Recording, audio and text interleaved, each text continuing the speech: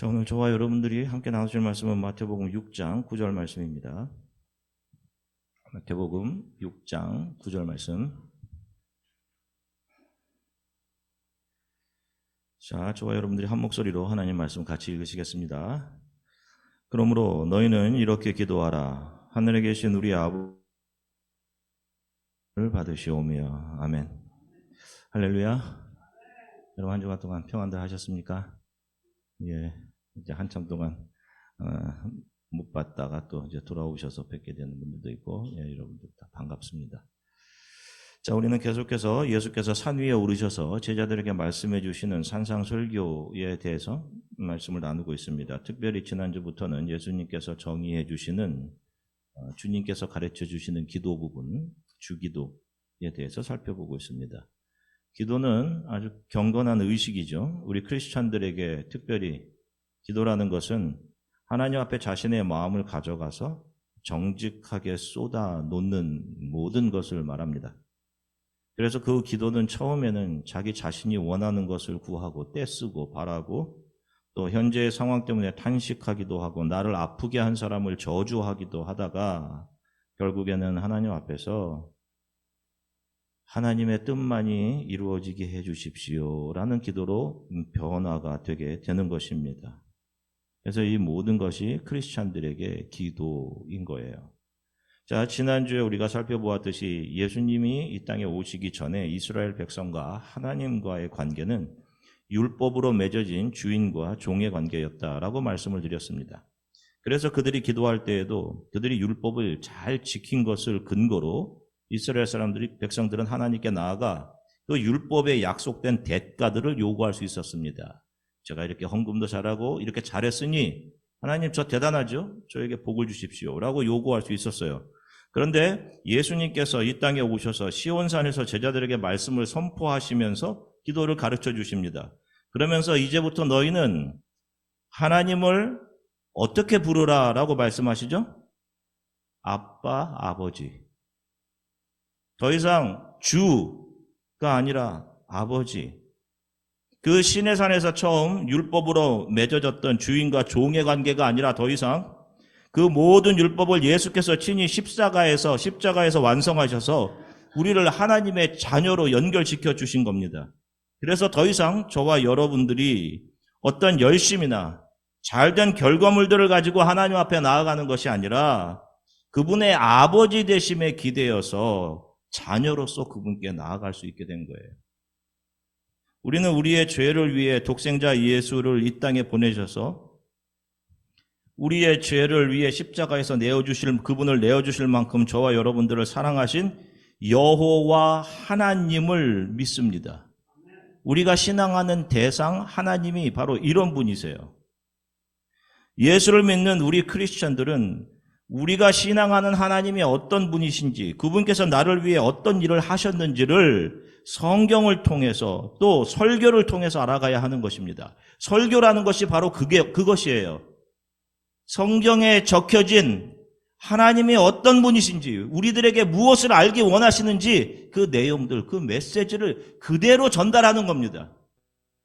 여기에 자신의 경험이나 어떤 세상의 처세술이나 이런 것이 첨가되면 그것이 설교가 될 수 없는 겁니다. 성경을 통해서 우리들에게 알려주신 그 여호와 하나님이 우리들의 신앙의 대상이 되어야 하는 것이지, 성경을 잘 알지 못한 채 그저 나에게 내가 원하는 좋은 것을 주시는 어떤 막연한 신이 있는데 그 신의 자리에 예수님을 놓고 하나님을 놓고 있으면 그것이 바로 세상 사람들이 가지는 샤머니즘이나 토테미즘과 같은 종교심인 것입니다. 교회 안에서도 자신이 섬기는 여호와 하나님이 어떤 분이신지를 성경을 통해 제대로 알지 못한 채 종교심만 가지고 신앙생활하는 사람들이 많아요. 그런 사람들이 신앙의 연수가 많아지니까 교회의 직분자가 됩니다. 자기가 알고 있는 것이 맞다라는 생각을 한단 말이에요.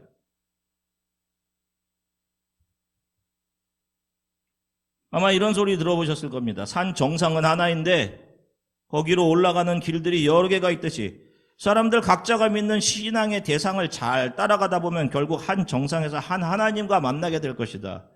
이런 소리를 교회 안에서 하는 사람들도 있습니다. 종교화학. 듣기에는 평화롭고 듣기에는 참 좋은 소리죠. 그런데 이걸 인본주의라고 하는 겁니다, 여러분. 사람들이 쌓아 올리는 바벨. 우리가 믿는 여호와 하나님, 성경에서 우리에게 알려주고 계시는 그 여호와 하나님은 그 정상에서 산 밑에서 하나님 없이 살아가던, 하나님을 찾을 능력을 상실한 채 자기 스스로가 하나님 되어서 교만하게 살고 있던 저와 여러분들을 불쌍히 여기셔서 그 산 위에서 하나님께서 직접 산 아래로 내려오셔서 저와 여러분들을 만나주시고 우리들을 죄로 인해서 상처난 우리들의 아픔과 죽음을 만져 치료해 주신 하나님이십니다. 우리가 신앙하는 여호와 하나님이 바로 이런 분이신 거예요. 그러나 여러분, 이 하나님을 믿지 않는 자기가 만들어낸 신을 섬기는 사람들, 다른 종교들은 지금도 열심히 신을 만나기 위해 길을 내고 신을 찾으러 산을 오르는 겁니다. 열심히 내어서. 오늘은 예수님께서 가르쳐 주신 기도 중 이름이 거룩히 여김을 받으시오며 이 부분을 살펴보겠습니다. 하나님의 이름이 거룩히 여김을 받으소서라는 말은 하나님의 이름이 거룩합니다 라는 의미예요. 찬양입니다. 높여드리는 겁니다. 거룩이라는 단어, 홀리네스라는 단어는 사람에게는 적용되는 단어가 아닙니다. 하나님께만 적용되는 단어예요. 구별되다라는 뜻입니다. 구별되는 것. 지금은 이 거룩의 의미가 상실되어서 그렇지 상실된 만큼 하나님에 대한 경외심도 퇴색해버리고 만 것 같은 그런 생각이 듭니다. 자, 거룩함이라고 할 때 여러분들은 어떤 생각이 나십니까? 특별히 교회 이 신앙생활 오래 하시는 분들 어떤 생각이 나세요? 거룩함이라고 하시는 분들. 또 이것도 교단마다 차이가 있는 것 같습니다. 저는 고신이라고 하는 교단에서 어렸을 때부터 이렇게 자라났습니다. 장로교회 한 아주 이제 보수적인 교단이에요. 거룩이라는 단어를 떠올리면 그 중등부 때 한 시절 생각이 나는데 학교 끝나고 교회 와서 기도하고 일렉트릭 기타를 치다가 장로님으로부터 혼난 적이 있습니다. 거룩하지 못하게 교회에서 일렉트릭 기타를 치고 그러면 안 돼. 교회는 거룩한 곳이다. 장로님께 혼났던 기억이 있습니다. 그런데 일렉트릭 기타는 안 되고 어쿠스틱 기타는 대예배실에서는 안 되고 중고등부실에서만 된다라고 해주셨어요.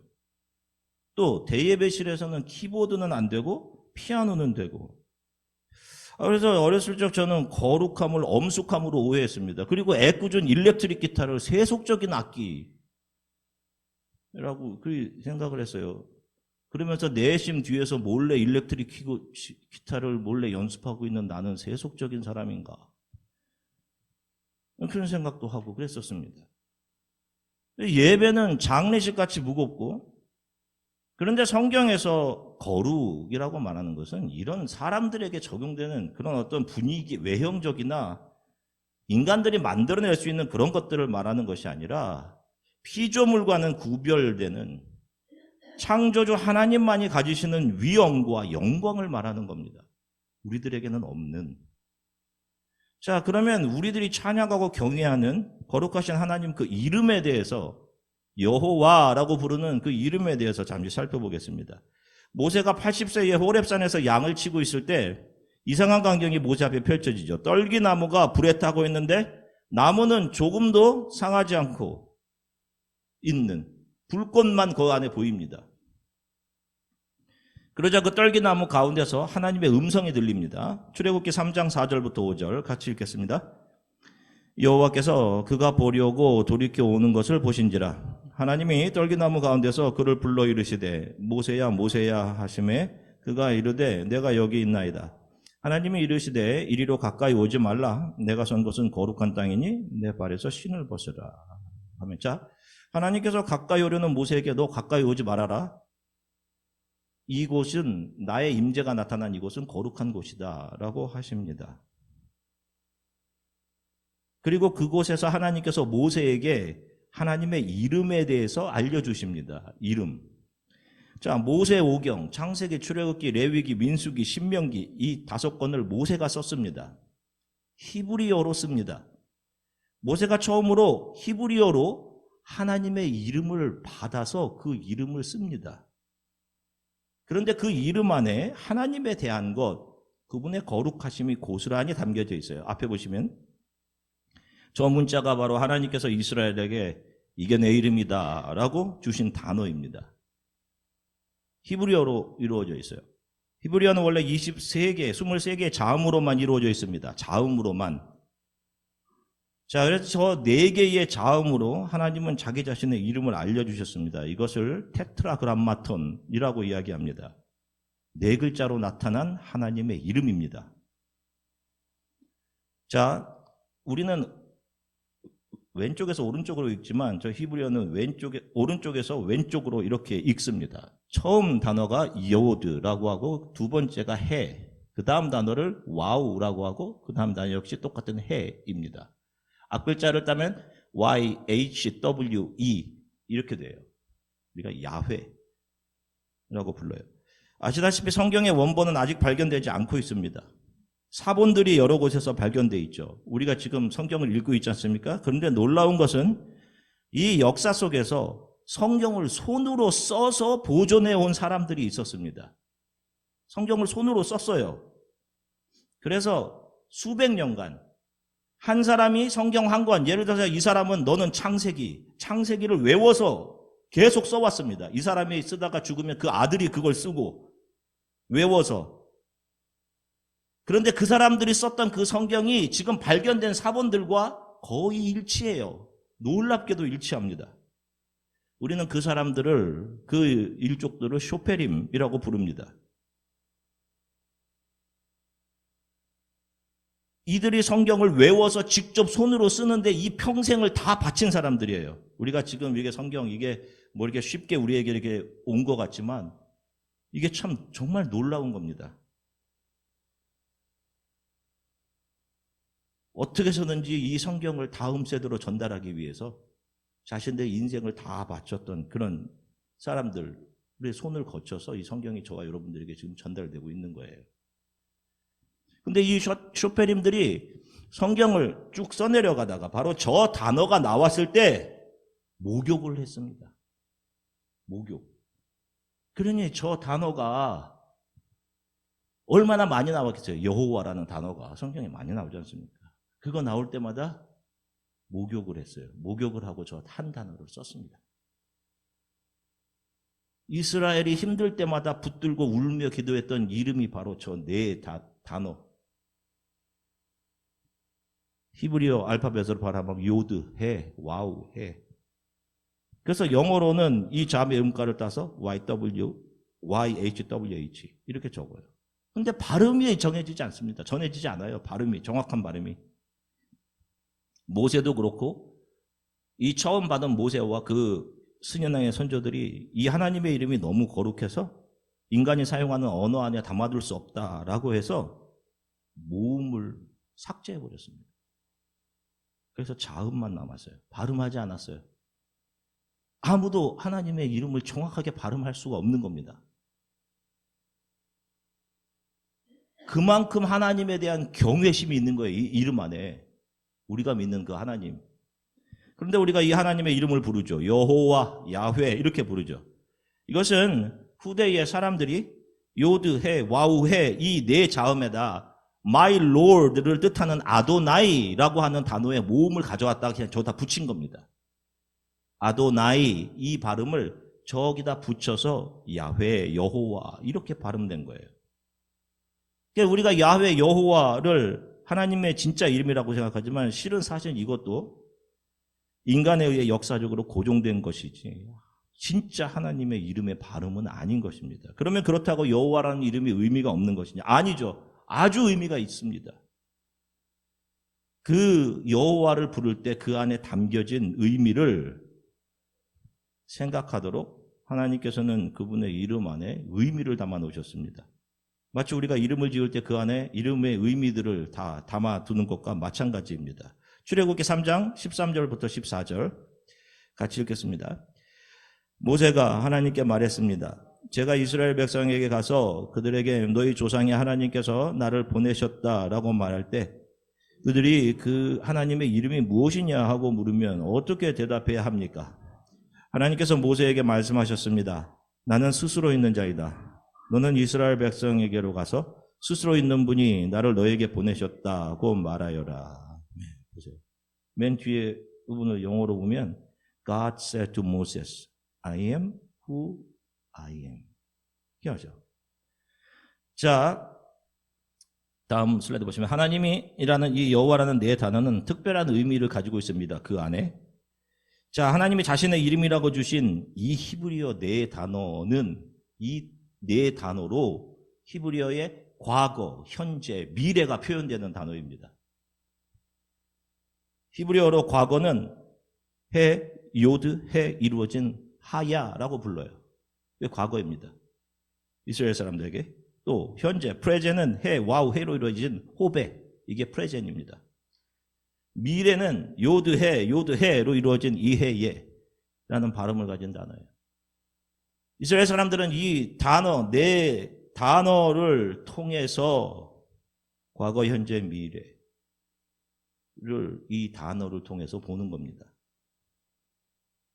하나님께서는 우리들에게 하나님이라고 주신 그 하나님의 이름, 지금은 여호와라고 발음하고 있는 이 이름을 볼 때마다 우리의 하나님은 과거, 현재, 미래라는 시간을 초월하는 전능자다라는 사실을 인식하도록 이름 안에 의미를 넣어두신 거예요. 저와 여러분들은 늘 현재에 스탁돼서 살아가지 않습니까? 이 눈에 보이는 것이 전부다라고 생각하고 지금이. 그러나 그렇지 않다. 눈에 보이는 시간 안에서 움직이는 세상이 전부가 아니라 이 시간대를 초월하는 하나님의 나라가 있어. 하나님이 통치하시는 하나님의 나라. 그러는 것을 그분의 이름 여호와라는 그 이름 안에 담아두신 겁니다. 요한계시록 1장 8절 말씀 같이 읽겠습니다.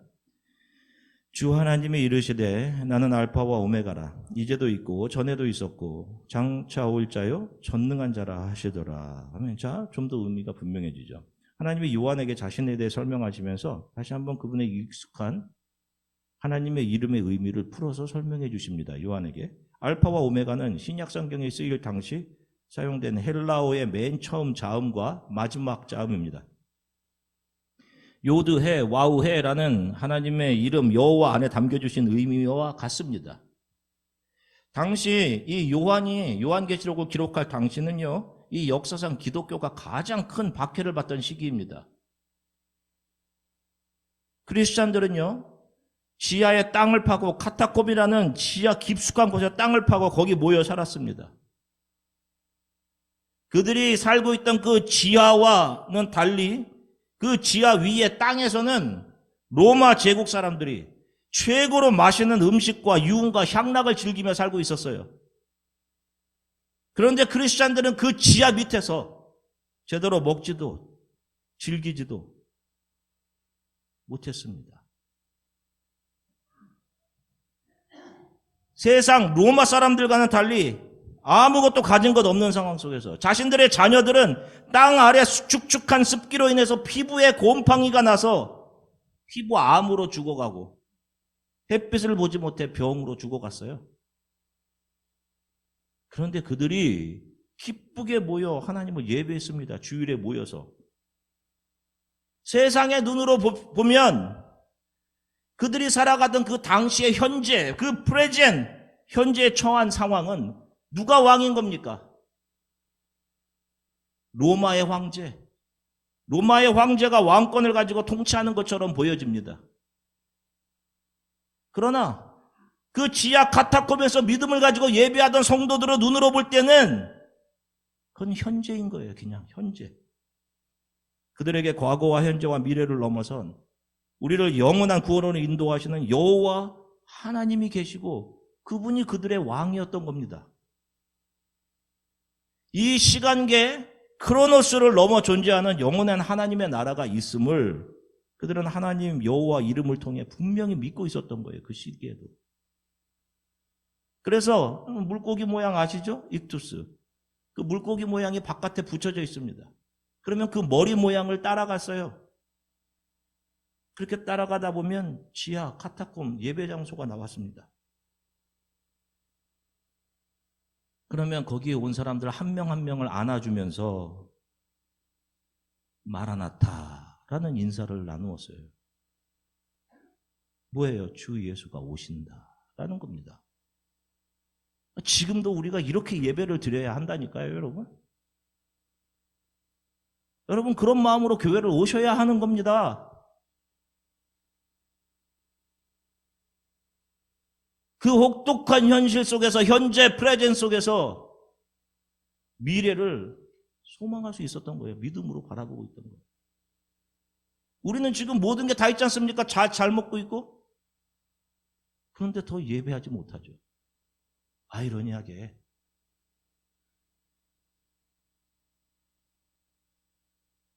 그들이 그렇게 할 수 있었던 것은 여호와, 우리가 믿고 있는 하나님의 이름, 그 여호와라는 이름의 거룩함 안에서 자신들이 분명히 가장 거룩한 모습으로 하나님 앞에 서 있게 될 것을 믿음의 눈으로 보고 확신했기 때문입니다. 요한이 눈을 떠서 보니 하늘의 영역에 14만 4천 명의 사람들이 있었지 않습니까? 흰옷을 입고 있던. 요한이 그 안에서 자기 자신의 모습을 본 겁니다. 이 역사를 지나가는 성도들 역시 그 안에서 자기 자신을 바라보고 있는 것이고요. 저와 여러분들 또한 마찬가지인 것이고, 세상은 현재 자기가 원하는 바가 채워지고 자신의 욕구가 이루어지고 자신이 바라는 바가 프레젠, 현재로 당겨와지기를 바라며 삽니다. 그것을 행복이라고 생각해요. 왜? 이 세상이 전부이기 때문에 그 사람들에게는. 그래서 현재를 가장 좋은 것으로 채우려고 애쓰며 살아갑니다. 그래서 그들에게는 돈이 중요한 거고, 세상의 힘이 중요한 거고, 인기가 중요한 거고, 명성이 중요한 겁니다. 그러나 이 현재는 영원으로 가는 작은 조각에 불과합니다. 이 역사는 과거로부터 미래까지 만물의 창조자이신 하나님이신 그분의 계획 안에서 택한 백성들, 하나님의 자녀를 이 세상에서 불러내어 건져내어 주시는 구원의 계획이 진행되고 있는 겁니다. 그래서 지금 이 역사가 열려 있는 거예요. 세상 사람들에게는 의미 없는 겁니다. 그리고 모든 만물은 그분에 의해 심판을 받게 될 것이고, 이 역사는 분명히 언젠가 마감되고, 이 역사를 믿음으로 살아간 성도들은 찬양과 기쁨만이 존재하는 영원한 삶이, 그 삶을 살아가게 될 것입니다. 이 사실을 그분의 이름 안에 담아두신 거예요. 그래서 우리가 드리는 이 기도, 이름이 거룩히 여김을 받으시오며라는 간구 안에는 눈에 보이는 세상의 힘이나 돈이나 그런 것들이 나의 왕이 아니라 시간을 초월해 존재하시는 하나님만이 나의 왕이시고, 그분이 나를 영원한 하나님의 나라로 이끌어 가실 것을 확신하며, 그래서 어떤 어려움과 두려움 속에 있어도 나의 미래는 주 예수 안에서 확실하며, 그래서 나는 안전합니다. 그 하나님 나를 통해 높임 받으십시오라는 기도의 내용을 담고 있는 겁니다. 거룩하신 하나님 앞에서 우리가 그분의 거룩하심을 높이기 위해 해야 할 일은 그러면 어떤 것들이 있을까요? 아무것도 없습니다, 여러분. 하나님을 아버지로 여기고 경외함으로, 그분을 경외함으로 오늘 주어진 프레젠, 오늘 하루하루를 살아가다 보면 하나님께서 우리를 그분의 열심으로 이끌어 가셔서 인생의 어느 시점에서 모든 것이 다 하나님의 은혜였구나라는 고백을 내놓게 하시는 겁니다. 이것이 그분의 거룩하심을 높이는 삶인 거예요. 모든 것이 은혜였다라고 하는 것이. 그런데 여기에 내 힘과 노력을 다해 하나님을 감동시키려고 하고, 자신이 원하는 것을 하나님으로부터 얻어내려고 하고, 눈에 보이는 열심과 행위로 하나님을 기쁘시게 하려는 모든 행동들이 하나님의 거룩하심을 멸시하는 것이 되는 것이고, 그런 것들이 겉으로 보기에는 믿음이 있는 것처럼 보이고 멋져 보이고 종교적인 것처럼 보일 수 있지만, 그것들이 바로 바벨이고 금송아지가 되는 것입니다. 유럽 여행하다 보면 곳곳에 고딕, 양식, 교회 모습들을 볼 수 있을 겁니다. 인간의 열심을 부추겨서 그 당시, 그 현재 주어진 프레젠, 그 시간대 헌금해라, 하나님께서 너희들 천국 가게 해주실 거다. 헌금해서 교회에 벽돌 올리면 마치 있지도 않은 천국으로 가는 계단을 한 계단 더 쌓아 올리는 것처럼 교회는 성도들을 부추겼고, 성도들은 그렇게 열심으로 천국 가기 위해 벽돌 한 장이라도 더 쌓으려고 헌금하고 교회에 봉사하고 열심을 냈단 말이에요. 그렇게 열심 있는 종교심으로 올려진 그 건물들, 100년 넘게 지어졌던 그 교회 건물들 보십시오. 지금 다 어떻게 돼 있어요? 하나님 조롱하고 있는 건물이 되어 있단 말입니다. 예배당이 더 이상 예배드리지 않는, 성도들은 하나도 남지 않는 곳이 됐단 말이에요. 예배자는 없고 여행자들만 가득하고 술 마시는 바가 되어 있고 클럽이 되어 있고, 그런 것들이 지금 하나님의 거룩하심을 더럽히고 있는 겁니다. 너희들 하나님은 도대체 어디 있냐? 라고 하면서요.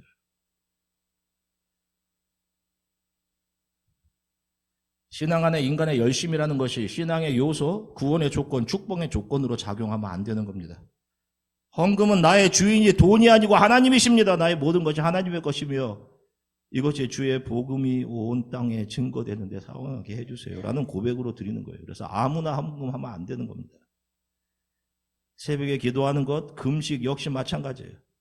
하나님의 은혜가 너무도 감사해서 그 은혜 앞에 노출된 나는 너무도 자격 없어 보이는데, 그런 나의 약함을 가지고 아버지 되신 하나님 앞으로 나아갈 때 그것이 하나님이 기뻐하시는 기도, 금식이 되는 것이지, 그것이 자신의 자랑이 되고 간증의 주제가 되며 다른 사람들과 비교해 자신의 신앙의 우월감을 챙겨내는 것이 된다면, 그것은 10년, 30년 새벽에 나와 기도하고 40일 금식을 여러 번을 해도 하나님 앞에는 아무런 의미가 없는 것입니다.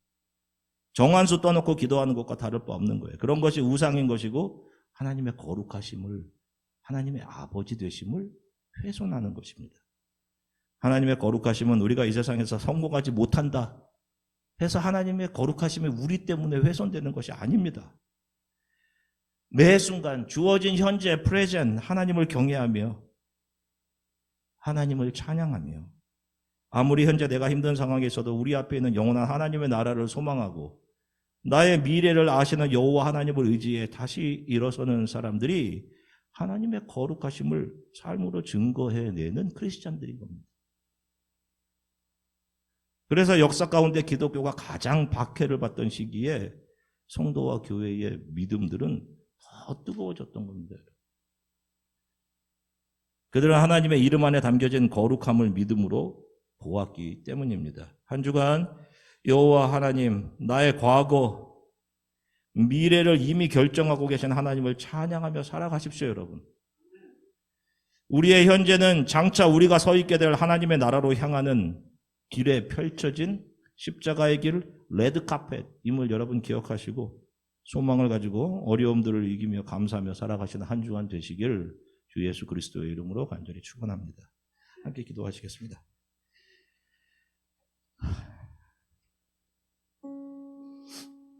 내가 믿고 있는 하나님이 어떤 분이신지, 내가 믿고 있는 하나님 여호와가 어떤 분이신지, 과거, 현재, 미래 모든 것을 초월하여서 계시는 하나님,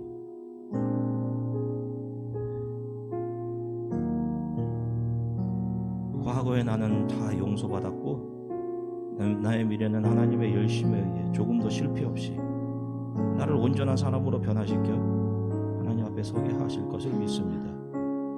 바로 오늘 이것을 믿음으로 보고 감사하며 소망하며 살아가게 하나님 도와주십시오. 주어주신 오늘을 하나님께서 나에게 주신 선물로 여기며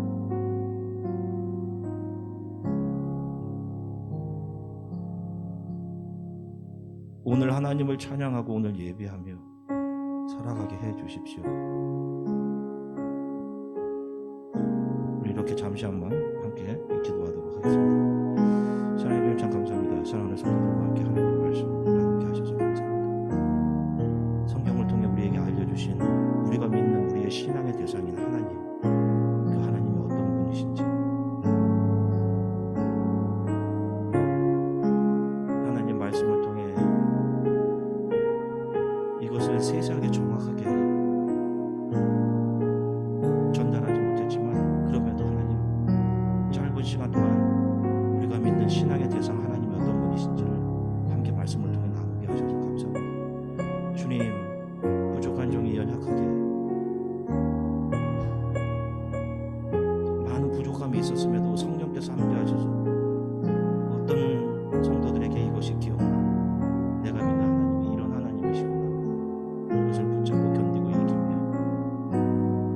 이 신앙의 길을 가는